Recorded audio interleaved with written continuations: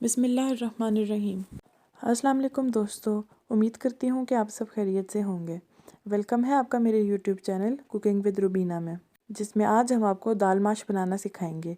Video start करने से पहले गुजारिश है कि प्लीज़ मेरे चैनल को सब्सक्राइब कर दें। सबसे पहले हमने तकरीबन 2 से 3 अदद प्याज लेनी है और उसको काट कर ऑयल में लाइट ब्राउन होने तक पकाना है। तब तक मैंने दाल को 10 से 15 मिनट के लिए भिगो दिया था। फिर मैंने इसके बाद लहसुन और अदरक का पेस्ट शामिल किया उस प्याज में, जो कि मैंने लाइट ब्राउन कर ली थी। जब हमारा लहसुन और अदरक का पेस्ट अच्छी तरह से मिक्स हो जाएगा तो हम इसमें अपनी वो दाल शामिल करेंगे जो कि हमने थोड़ी देर के लिए भिगो दी थी।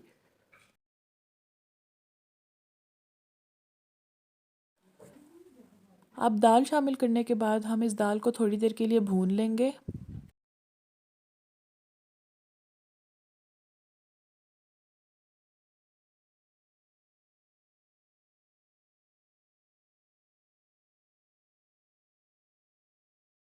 अब हमारी दाल थोड़ी सी भुन चुकी है और आप लोग देख सकते हैं कि इसका कलर थोड़ा सा चेंज हो गया है। अब जब हमारे पास कलर इसका चेंज हो गया तो हम इसमें बाकी के इंग्रेडिएंट शामिल करेंगे। अब मैंने इसमें साबुत टमाटर शामिल किए हैं, आप लोग चाहें तो पेस्ट भी शामिल कर सकते हैं। मैंने यहाँ पर तकरीबन एक या दो टमाटर शामिल किए हूँ। अब इसके बाद हम इसमें मसाले शामिल करेंगे। मैंने तकरीबन 2 चम्मच कुटी हुई लाल मिर्च इस्तेमाल की है।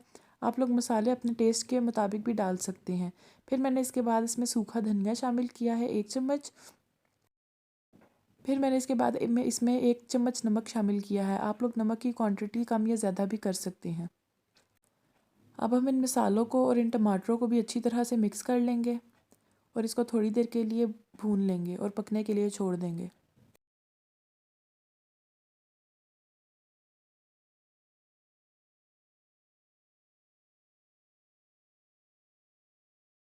अब हमने इसमें टमाटर थोड़े से और शामिल किए हैं। मज़ीद टमाटर हमने इसमें शामिल किए हैं क्योंकि हमें ज़्यादा ग्रेवी चाहिए। टमाटर शामिल करने के बाद हम इसमें हरी मिर्चों का पेस्ट शामिल करेंगे। आप लोग साबुत हरी मिर्ची भी शामिल कर सकते हैं। मैंने यहाँ पर मिर्चों का पेस्ट शामिल किया है। अब इन सब चीज़ों को हम अच्छी तरह से मिक्स कर लेंगे।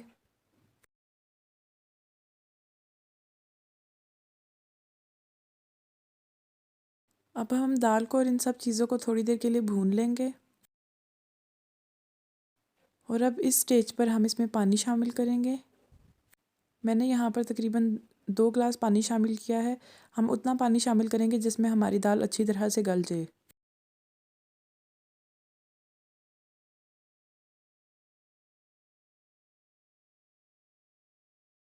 अब हम कुकर को बंद कर देंगे तकरीबन 5 से 10 मिनट के लिए, जितनी देर में हमारी दाल गल जाएगी।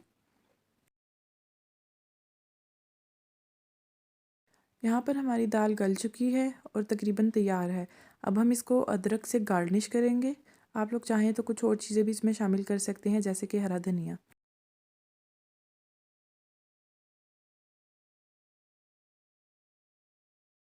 अब आखिर में मैं इसमें 2 मसाले और शामिल करूँगी। मैंने यहाँ पर भुना और कुटा हुआ ज़ीरा शामिल किया है इसमें, और थोड़ा सा गरम मसाला भी शामिल किया है।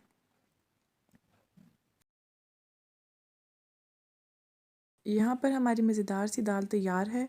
आप लोग इसको इसके ऊपर हरी मिर्चों से भी इसको गार्निश कर सकते हैं। मैंने यहाँ पर प्याज भी इस्तेमाल की है, हरा धनिया और हरी मिर्चों से मैंने इसको गार्निश किया है।